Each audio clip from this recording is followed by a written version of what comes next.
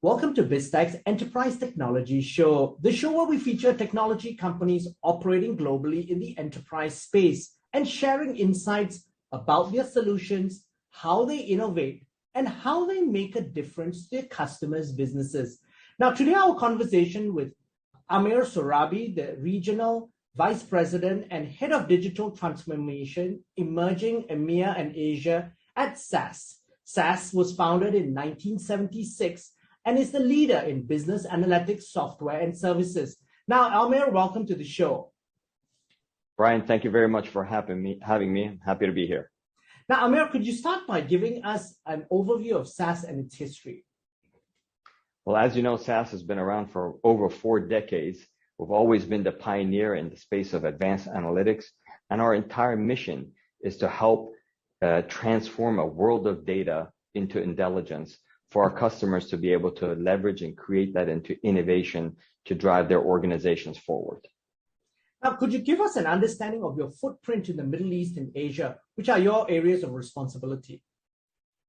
Absolutely. Well, we have a pretty broad footprint. We're in all the major countries, all the way from Middle East, Africa, Turkey, all the way into Asia, covering Singapore, Malaysia, Philippines, Indonesia, and obviously the rest of the Pacific Rim as well, including Korea, Japan, and then Australia as well. So we have got a pretty broad footprint in all the major economies.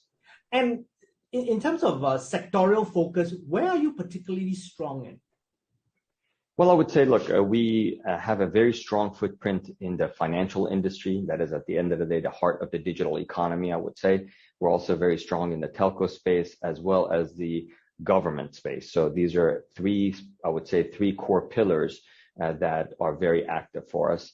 And in addition to that, as of recent months, a lot of activity in the retail and manufacturing as well in some specific areas where supply chain has become an acute challenge and an opportunity for our customers. Okay, Amir, to help our audience understand what you do, could you share some customer success stories of how you've helped customers in various sectors achieve their business goals? Absolutely. Let's start with the financial sector, where there is a lot of changes being coming strongly through digital transformation.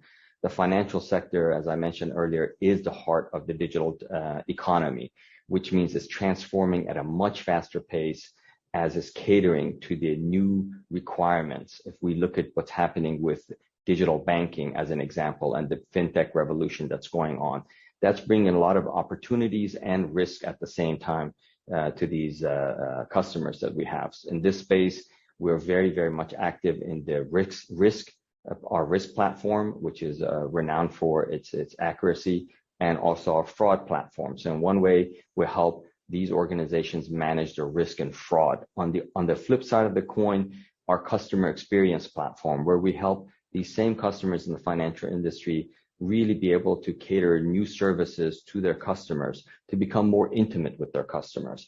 So all the major banks within our regions are interacting with us in one way or another. If I look in the public sector area, we're doing a lot of amazing work for our customers. As an example, with Abu Dhabi Early Childhood Authority, where we're identifying families that need ahead of time to be able to make sure that the government provides the right type of resources for those mothers that have early kids that they're trying to raise. So we know that investing early in childhood will lower the burden for governments down the road. So we're very much active with the public sector in that area. And if I look at in the telco space, where really telcos are also driving a lot of transformation at the national level for a lot of customers and for a lot of countries. And here with the telcos, we're involved in the new business models that are coming to market on how they're engaging their clients for the future of work, if you will, and how AI is essentially being driven to the edge with leveraging our telco customers and how we're embedding our AI solutions into their solutions for the betterment of their clients as well. So that's a few examples of what we're doing with some of our customers across the region. Amir, it's really interesting. Could you zoom in a little bit on how you're working with telcos to enable their customers to really embrace the future of work? Absolutely. So one of the major areas we're looking at as more and more customers are driving towards digital transformation, how can they do more and how can they innovate more with the future of work? So embedding AI and analytics into your business is a critical part of that digital transformation journey. Telcos inherently are very much involved with businesses on different layers. And what we do is we work very closely with them into embedding our AI into the solutions that they're providing to their customers. A great example of that is what we're doing with Saudi Telecom, STC, as an example, one of our biggest customers within the Kingdom of Saudi Arabia. And we've been working actively with them in providing AI-enabled solutions to their clients, in essence, and then they're driving that value for their clients. So here we have an ecosystem play with the telcos, and those specific solutions then allow their customers to be able to leverage AI and advanced analytics to bring more innovation at the edge for the services that they like to provide, really impacting the future of work. I mean, that's really interesting because traditionally we would associate SaaS with on-premise and large enterprise deployments. Obviously, you move to more cloud-based deployments as well, but still very large customers. But by partnering with these telcos, obviously they've got smaller SME type customers that you then that indirectly then use your solutions. Absolutely, and that's how SaaS has evolved over the past 4 decades. If you look at the history of our company, it's been continued evolution as the markets has changed, and we see more and more that this is more of an ecosystem play. So definitely, cloud is a huge part of our strategy. Partnering with big telco operators is one of those streams where we leverage the cloud first strategy to drive the best in practice software and services to our clients off the edge with leveraging our telco partners. Now, Amir, with the last 2 years of the pandemic, we've seen a significant shift globally in how companies embrace digitization. Digital transformation was essentially forced upon many companies. What are the differences that you've observed in the Middle East versus, for example, in Asia? Well, I think, look, it first comes down to, I don't think there's a choice. I think everybody realized that once the pandemic hit, that the pace of digitization needs to be accelerated. At first, it was about survival, just to make sure your organization survives to the next day. And then as the pandemic plateaued, it was all about not just surviving, but how do we thrive? How do we make sure we drive new services to our customers? And that's where we're very, very active with our customers in trying to make sure that they embed AI and advanced analytics in a part of their culture and as a part of their go-to-market to create new services for their customers and to create a better environment for work as well for their employees, because that goes hand in hand. And that's the big change that we saw. Now, government policy also has a lot to do with the acceleration of that pace. And we see that both in the Middle East and ASEAN markets, that governments started to embrace digital transformation and cloud first strategy, because the cloud first strategy helps accelerate the pace of digitization. And if you're going to be a part of this global economy now, you just must be digitized and you must know how to leverage AI and advanced analytics to help drive that pace and to be able to continue to pull on the right level of talent to come into your organization. So all of these things are, I would say, compounded together to create this new inertia. So I would say there wasn't much of a difference, what I would say, between the Middle East and ASEAN countries. They both saw these as opportunities. Some governments instituted actual plans in place. So I would say Malaysia and Singapore, great examples how Malaysia put a plan in place and said, we're going to be the big data analytics hub of the region. And we're going to make sure we have programs in place that are bringing, first of all, the resources, and then putting policies in place that are going to help a cloud first strategy in place. And the same thing with Singapore government. They had a digital first initiative that went into play, again, making sure that the workforce was ready and as well as the infrastructure was ready for cloud first initiative to be able to embrace AI and analytics to help drive digitization. And so obviously these two are examples are best practices in terms of governments who, as you said, just really embraced it. The challenge with even in those two markets is really reaching out to the SME space. What have you seen that that company or governments have done correctly in order to encourage that adoption? Because SMEs traditionally in these two markets that you just mentioned have been reluctant or slow to embrace change until the pandemic. Yeah, I think a lot of these are driven by market forces, and these market forces have seen that some SMEs have adapted very quickly and have been able to leverage digitization, leveraging AI and analytics. And we see these businesses soaring and taking off. So I don't see the government actually just being able to force the SMEs to do anything, but create the environment. So again, going back to the policies that are made in place, first of all, is the infrastructure ready and available? Are the regulations easy to leverage and to use? And then the most important thing, also the talent pool. We're talking about a finite talent pool right now when it comes to AI and analytics talent that's out there. And again, this is one thing that makes SAS very, very unique. We come from the background, and our heritage is coming from the education background. So we actually engage at the governmental level to make sure that we have the right type of courseware in place, the right type of training in place, the right type of mentoring in place to create the next generation of data scientists that are going to be required to drive these new engines of economy forward. So that's what makes us unique in our engagement with different types of governments across the entire region. And what are you seeing in terms of the key trends moving forward in 2023 in your space? And what has SAS Labs got in the pipeline to take advantage of some of these trends? Sure, absolutely. First of all, cloud-first strategy. Cloud is going to provide flexibility to make sure that you can engage on your digital transformation journey by adopting at a much faster pace. And so with that, we see for the next 3 years, a 25% CAGR growth into cloud adoption when we look at the ASEAN market and the emerging EMEA market as well. So that growth is really growing at an exponential curve, and our revenues are tracking in that direction as well. So cloud is really a big focus for us. And what are we doing around that is our cloud native platform VIA that's out there is really making sure that our customers are able to leverage that cloud strategy, whether they're going to be cloud, hybrid cloud, or just have a on-premise and cloud strategy. We're going to be able to cater to our customers.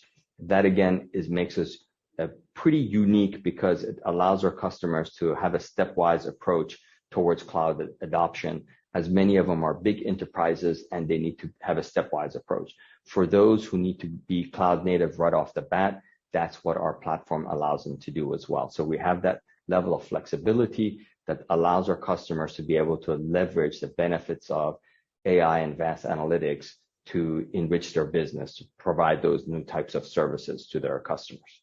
Now, Amir, just to add to what you've just said, according to McKinsey and Company, and just as a benefit for our audience, 70% of companies using cloud plan to increase their cloud budgets. And the public cloud computing market is projected to grow to $800 billion by 2024. So we're talking about fundamental shifts here in terms of how companies are adopting the cloud. Absolutely. And we see our customers. I mean, this is one of the top topics that we're always talking to them about, their cloud adoption rate and how quickly they're adopting. And a lot of that, again, comes back down to some of the regulations that are in place to particular countries and how quickly they're adopting. And I would say the big shift has been within the last 2 to 3 years. The governments have realized that this is not a nice to have. This is a must have to be able to actually participate actively in the global digital economy. If you don't have a robust digital cloud infrastructure, along with robust policies that help support and create that thriving innovation around that, then you'll essentially get left behind. So you see a lot of countries really adopting these policies at a much faster pace than they had before. And we think that's just going to open up and unlock a whole wealth of new possibilities for our regions.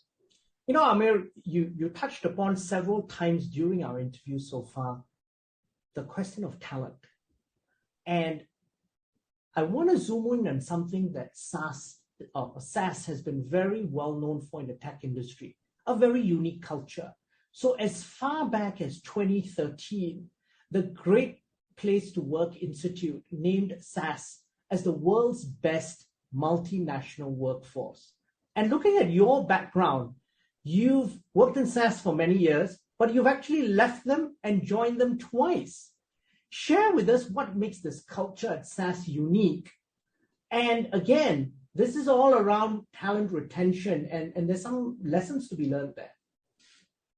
Yeah, I think I have a very unique perspective when it comes to working at SAS. And like you said, having come back, rejoined SAS twice. Well, and I would say my personal journey, what continues to bring me back to SAS is meaningful work.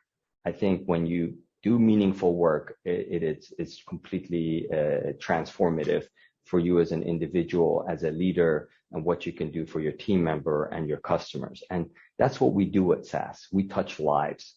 And my personal journey has been that. And when I've left to go to other companies, those have been great as well. But I felt like when I was at SAS, I was just doing more meaningful work, whether it was what we were doing at the public sector, and as an example with what we did with the Istanbul municipality and the Smart Cities initiative, the amazing work that we did to bring relief to traffic congestion and to the largest city in Europe, or some of the great work that we've done with insurance companies, making sure that they can take care of their clients through tough times. That level of meaningful work really touched me at the personal level and always drew me back to SAS. And I would say that really comes back to our leadership as well. When we say we want to do something positive for our communities, that's what we mean by that. So that's what we continue to help foster within our culture at SAS, and make sure that we can retain our talent with the meaningful work that we do for our communities and our partners across. And using your term that you mentioned a couple of times, meaningful work, what key nuggets of advice could you give our audience about how companies can build a great culture, especially at a time where there's tremendous war of talent? So meaningful work obviously has to be one of them. What other nuggets could you share with us that will help our audience? Sure, absolutely. I would say authentic leadership, being humble. It's impossible to know it all, but you have to be humble at a leadership perspective to be able to understand and to listen to different points of view, because things are changing so fast, so quickly. And we at SAS are humble enough to always listen inside and listen to outside. And that's how we continue to evolve and grow. So that's what builds a strong bond, a strong culture. We live at a time right now that it's very volatile, very, very uncertain all the time for our customers, for our partners. So we need to make sure that we're in listening mode all the time. And we listen more than we just talk. So that's very, very important. That's a level of humility that you need to bring to the table all the time. We always try to share our perspective very openly with our partners, our customers, and our team members. At the same time, we try to make sure that we take notes. We're not right all the time, but we make notes and we make ourselves better over time. And that brings consistency. I think the other thing, one is authenticity. The other one is consistency. Be consistent with your messages, how you drive the business, how you engage your partners, how you engage your clients and your team members. That consistency is what folks look for in volatile times. And I think we at SAS, for over 4 decades, we've been consistent in the message that we bring to the table. We want to make the world a better place by leveraging AI and analytics for better decision making, for better humanity as a whole. And we're consistent with that message. And that's what I think those are some of the words of advice that I would have, in my humble opinion. Amir, it's been a fascinating conversation, but before we leave, any final words that you'd like to leave us with? Yes, these are amazing times that we're living in. I choose to believe, and we believe at SAS, that we live in a world of abundance. Although there's a lot of uncertainty around us and we hear a lot of negative news, we need to look at the positive sides of things. We have never had more food in this world. Education is peaking and cloud is helping drive that.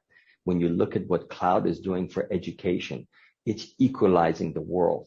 People who didn't have access to the level of education 10 years ago have that access now. That level of education, as it increases, it brings more IQ onto the table and helps enhances our EQ as a humanity. So we'll be able to crack problems that much faster and make the world a better place. So when I look at it, there is a lot of positive things that's happening. We need to make sure that we emphasize that positiveness with our youth, engage our youth into what we're doing, and also reverse mentor and learn from them as well, because the world is definitely a better place and it's going to continue to become better by embedding the type of technologies that we're leveraging. Amir, thank you very much for taking your time to be on the show. Brian, it was a pleasure. Thank you very much for having me. Thank you. I'm Brian Fernandez, and I've been speaking to Amir Sohrabi, the Regional Vice President and Head of Digital Transformation at Emerging EMEA and Asia at SAS on Biztech's Enterprise Technology Show. This video and podcast will be on our various social media platforms, as well as our website, www.biztech.asia. Please like and subscribe to our various platforms. Thank you very much for tuning in.